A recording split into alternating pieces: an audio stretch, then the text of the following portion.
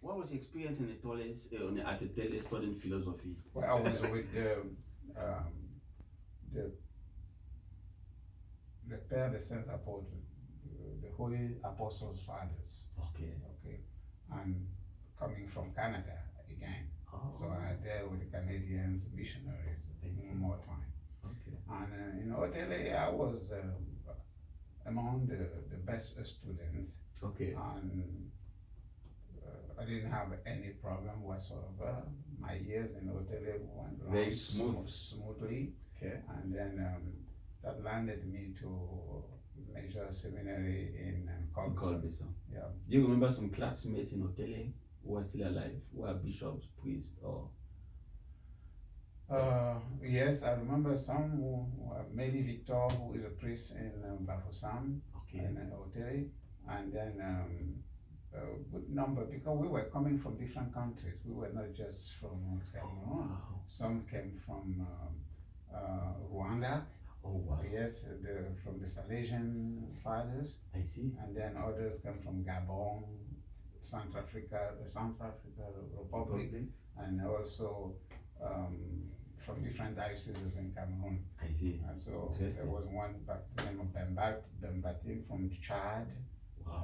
And so forth. So it was an international community. At the time. So it prepared you to be international. Juan Michel, who is now a missionary in the northern part of Cameroon, okay, was also with us.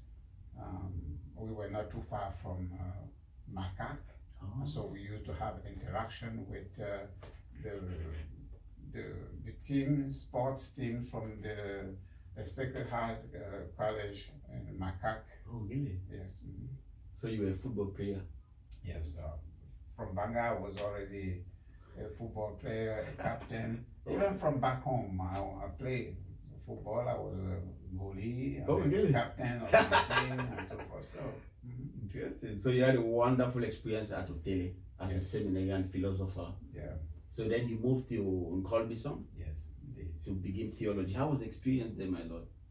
It was good because you already spent times in the seminary, and the life was very regimented and well organized, disciplined, and so forth. So that was ingrained in me. When I arrived there, I knew what to expect. Exactly. Okay, so I focused more in my studies in Colbison than trying to, fit in. Okay. Because I realized you had fitted in already. Yes, and not only that, I very, very quickly I became a member of the school publications. Oh, did you? Yes, called Rencontre. Okay. Yeah, and in fact, that year, Archbishop Jean Barga was in the same team with me. Present Archbishop Yaoundé. Yes. Oh, wow. And it was him, me, and then Bodo, who is a journalist at this radio station in Cameroon. Oh, okay. It's what's the name of that radio station in Komkana, going over toward Montfebe? I don't remember. Radio Rain. Is he a Catholic radio station? Yes. Oh, interesting. Yeah. So he's a journalist there and he's running it. Yeah. Oh, wow. He went to Rome, and then from there he came back and opened that. He's been there. It's been there for many years. In fact, I did visit him over there. I'm going to investigate to get more about that. Yes. That radio station. Mm-hmm. Interesting. So in Colbison, excellent. You were. Tell any anecdotes you heard about in Colbison in class with Mbarga and the others, Archbishop Jean Barga. Well, there was some anecdote, but I don't know if I should be, talking about that, because I don't want to give people ideas of creating all kinds of revendications. No, it's not necessary. That's not necessary. I just know that one of the anecdotes that I would have told. Yes. Caused a professor to walk out of the classroom, leaving us in the classroom because of something that I said that irritated him. But later on, when I went to Cameroon, he was a pastor of one of the parishes. So I went to that parish to see him. He remembered me. I could not forget. You know, we were still there at the time. I see. So, yeah. But I'm happy you had anecdotes and experiences that connected with him when you went back to Cameroon. You know, he could recognize you thanks to that experience. I don't know if it was thanks to that or thanks to the fact that I was, you know, a student in his class, you know. I was told that you were called Pope Pius XII. Why did they call you like that as a seminarian? I will tell you to go back. The person who continued to do that, two priests who continued to keep that name, okay. You know, that, you know, surname. Pure Deuce. Yeah. Pius XII. Yes. Yeah, but there are two priests. I send you to them. Okay. There are Kwam Million, who is a priest in the Diocese of Konsamba. Okay. Yeah, he is one of them who will tell that story. To me. And the other one is a Chanchu Daniel. Chanchu Daniel is a Bafusam. Okay. They're the one who never, you know, forgot. Always call me Pidus all the time. Yeah. Why did they do that? Did something happen? No, because my professor came back and read one of my assignments. Okay. And then commented that. He read it in class? Yes. Wow.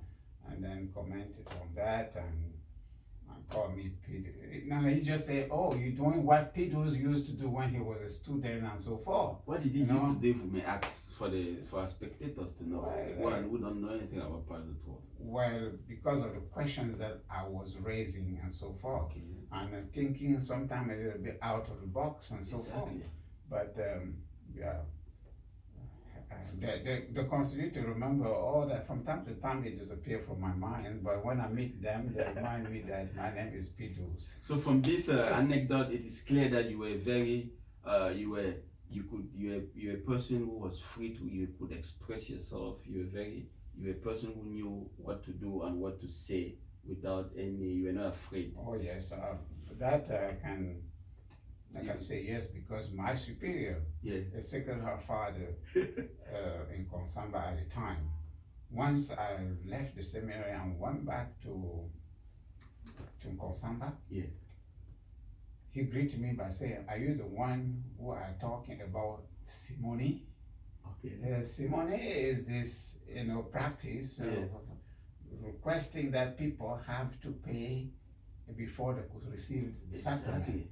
Okay. Yes, so in fact, in one of my articles, I wrote about that because I realized that on the field, some of the priests, you know, instead of giving the sacrament, but they were requesting that you pay before they give you. And so my superior kind of said to me, come back and you will work on the field and you will see how it is. You know, you people are just booked people. Right. You have to come and see for yourself and you will eat. You will eat the books. You know? So he was against that article. Yeah, while he was raising a question, you know, and I realized that I was too. You were thinking out of the box. You were really thinking, because simony was against, and Paul was totally against simony. Selling of giving sacraments to making it a business. No. Interesting, my Lord. This is quite interesting. So, after Nkolbison, you were a wonderful theologian. What happened? How did you, from there, you moved to the United States? Now I went back to Konsamba and began my novitiate with the Sacred Heart Fathers. Okay. Yeah. Interesting. When something had happened in Nkolbison. Okay. They didn't want us back in Nkolbison. Okay. Because of the revendications that we were making. We even protested. Okay. One day, as I recall, we woke up, the bell rang. Yes. I don't even think the bell rang. We woke up and went to the rector. No, to the chapel. Oh, really? We got there. The chapel was locked. The door of the chapel was locked. We couldn't find the key. The guy was a seminarian, couldn't find the key. Can you imagine? Yeah. Why did he lock the chapel? We're not sure that he's the one who locked it. Because So the key just disappeared and he couldn't open, and so we confusion. Total confusion. But it was open later on. Okay. And so something happened because we were protesting back and forth. We were told that the following year we will not return. Why were you protesting, my lord, if I may ask? What was the problem? Well, you know, people complain about food, about, you know, I think it has to do with food, it had to do with not allowing us to do certain things and so forth. Okay. I cannot pinpoint right now. But food was one of the reasons.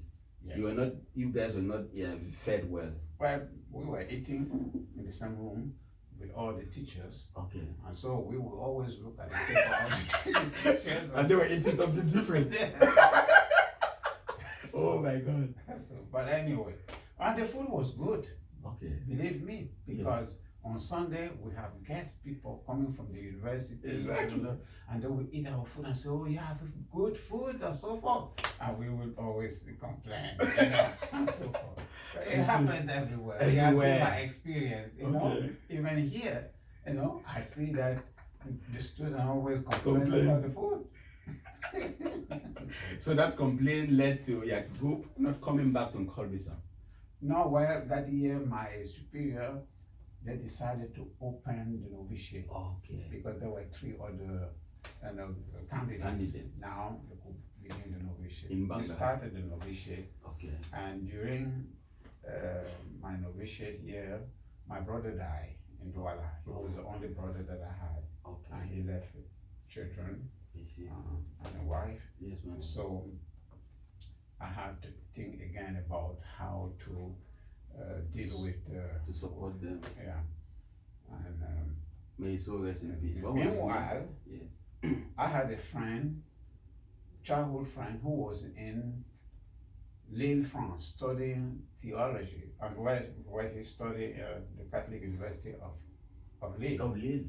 As a priest, he wanted me to come and join him. Okay. So he secured a registration, admission for me, you know, to go to that, you know, university. Secretly. It was on my mind.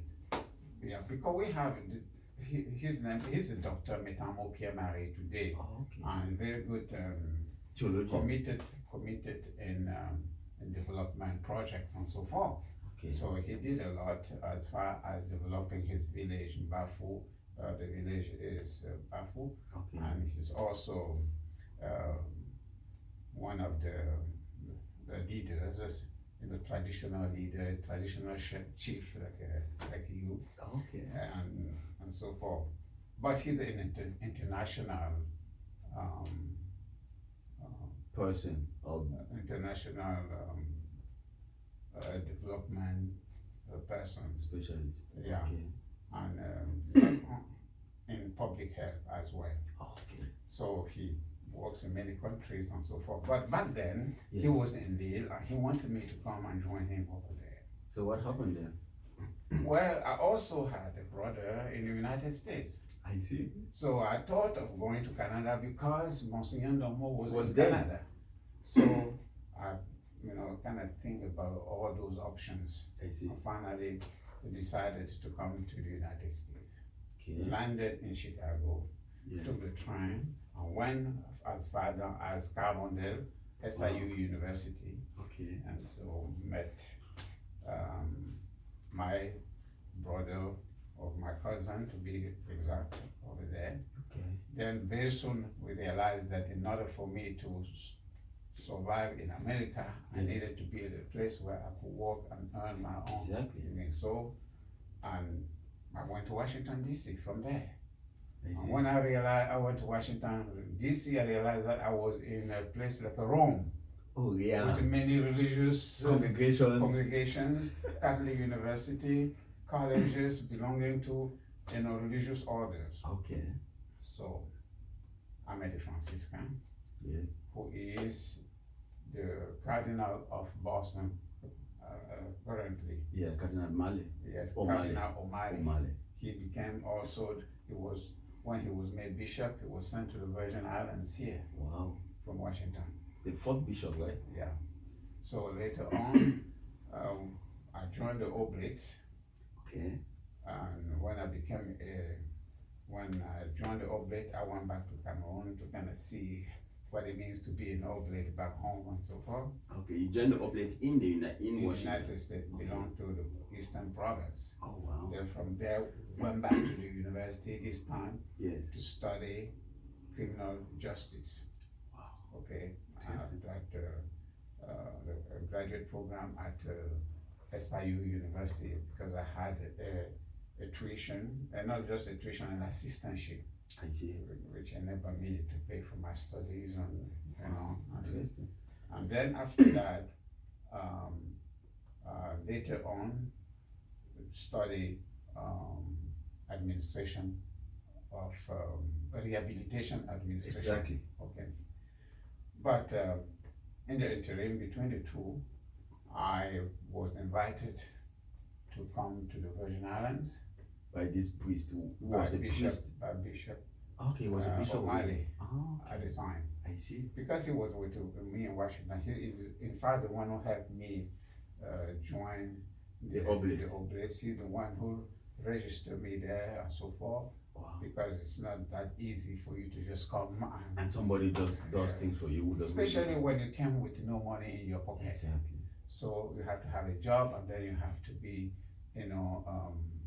registered at a given institution. He did that for me. Wow. And he had me start the Haitian Catholic community in Washington, D.C. Wow. Because he couldn't, he speaks French, okay. But the Haitian came from their country speaking French. And so, because I've completed my studies in philosophy theology already, but I was not ordained as yet because I was with the Oblate. Exactly. And so he used me, okay? Yeah. He asked me to assist in developing that community, which I did. And that caused me to go to different embassies of French-speaking countries. Okay. To let them know that there is a church here for French-speaking people. And not only we had the Haitians, yes. But we also had people from different countries and so forth. Interesting. And I was now the person in charge of this group. That group. Interesting. It has grown. Okay. And now it has 4 different communities in Washington, D.C. Can you imagine? Of French-speaking people. You know, I was so overwhelmed when I saw them at your Thanksgiving Mass. Yeah. So many, such a large community. Yeah. So you're a community builder, you're a man that brings people together. You have those talents too. It's not easy to form a group. It's not easy. Well, I was just a team member, exactly. So one person cannot really, I would say, create, develop a community. Yeah. You have to rely on other people and so forth. This is what happened in my case. Yes. And but he also gave me some personal, I would say, qualities, satisfaction to really to realize that you contributed in something like that. Also, give you some inner satisfaction. Not only inner satisfaction, my Lord, I think that it gave you some qualities of leadership which distinguish you later. Because when it's a group like that, people, and I know very well, because I have established many groups, African groups. I'm really a man of very interested in establishing groups, because as a foreigner, when you have a problem, it is in the group that you can easily express yourself and you feel at home. So what you did was exceptional, my Lord. So you went there, the bishop. Let's talk about Cardinal O'Malley, because he played a primordial role in your life.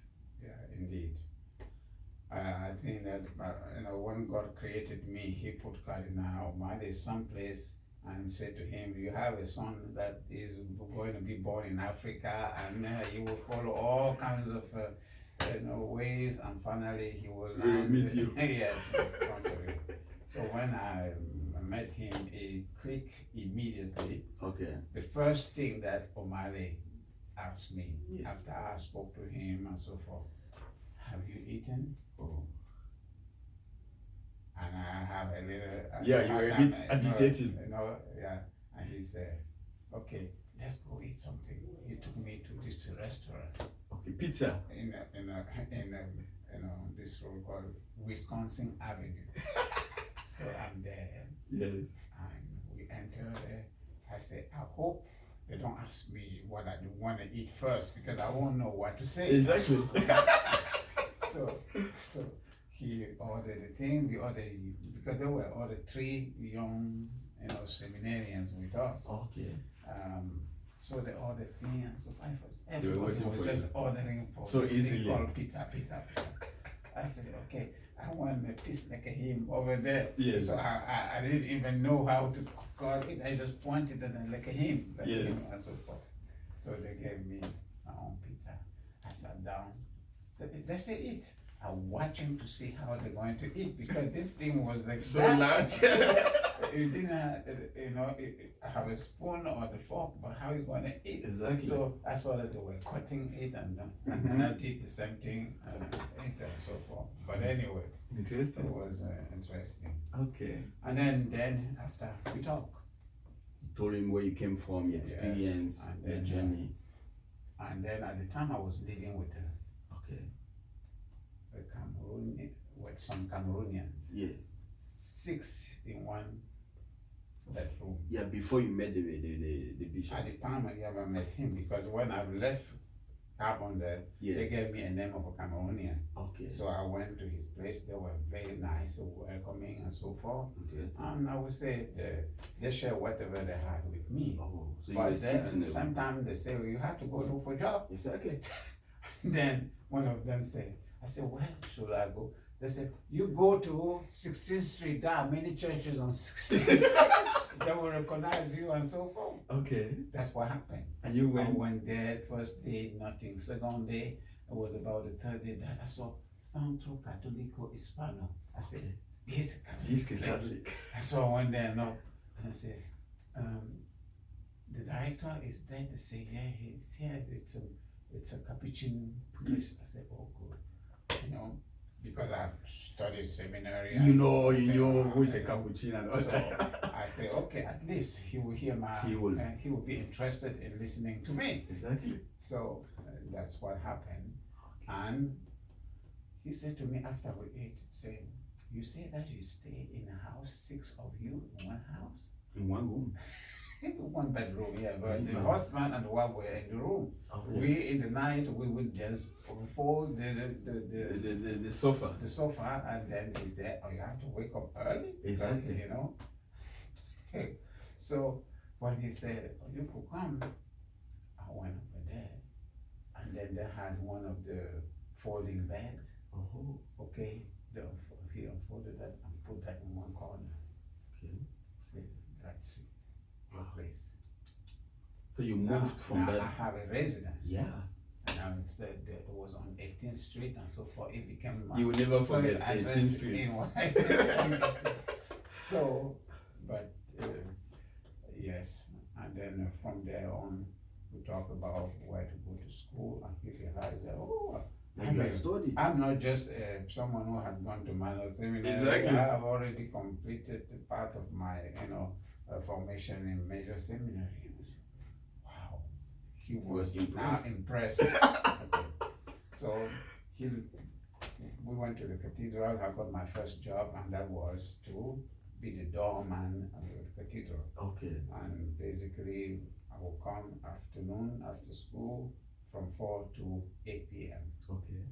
And my job was to put together all the things that they needed somebody, a young person, to do. So I did that. That was my first job. Wow.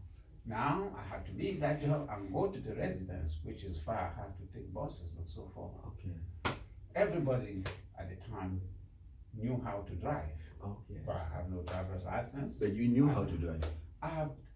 They have tried to show us how to drive in Otele. Okay. Christian Brothers.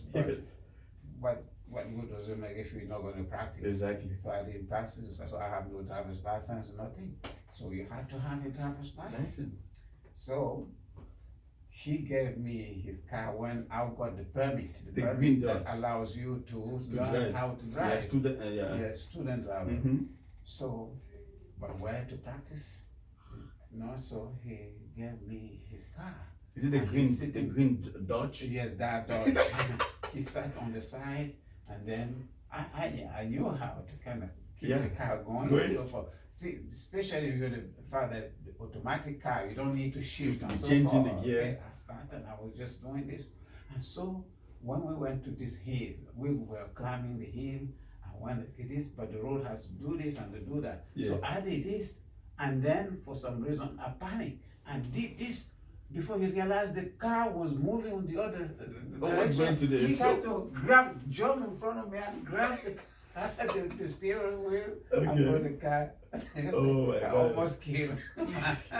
But he trusted you to give you the car. He wanted you to learn. Yes. Oh, yes. He was like a father to you, you know. Yeah. It's really exceptional. He's, it was a special.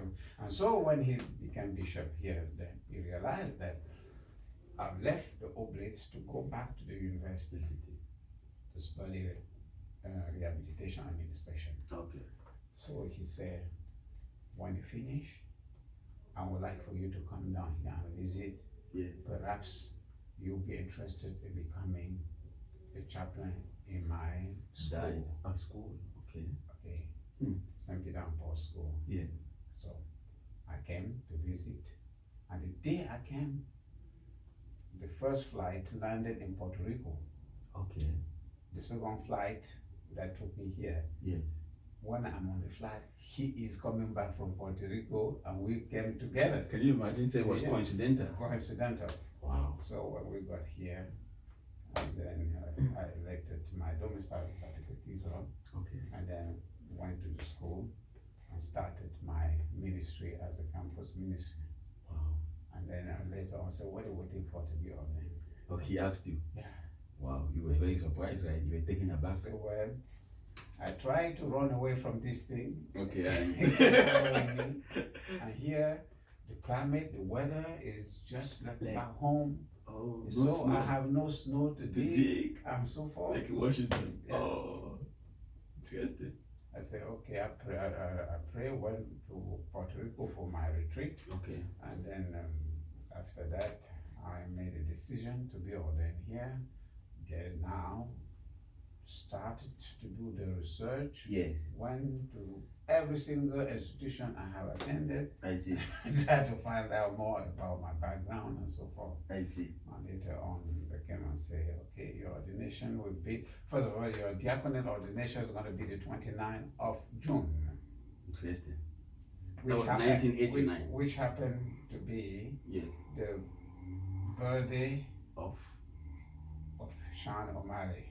Interesting. So the rector of the cathedral that day said, that's a good day for your ordination to the diaconate. Interesting. And then the following year, Yeah. I was ordained in September, which happened to be the eve of my birthday. Oh, interesting. Yes, I can see here September 29th of September, 1990. Yeah. Do you remember that ordination? How was it? Did people come from Cameroon? How was the atmosphere? Yes, my from Douala. Okay. My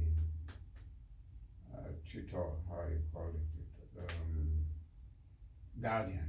Oh, guardian. My guardian. So Wow, he flew in.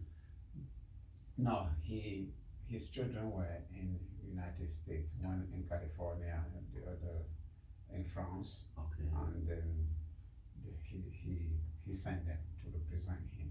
Wow. So they came.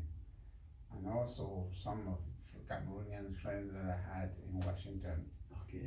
they came. Wow. Just a small crowd of Cameroonian, but many people from here. Okay. They were very excited. Yeah, because you had, since you were a campus minister, they knew you from the school. And some French-speaking French people, right? Okay. They came and so forth. Wow. So it was a humble but very nice celebration. Significant. Yeah. So my Lord.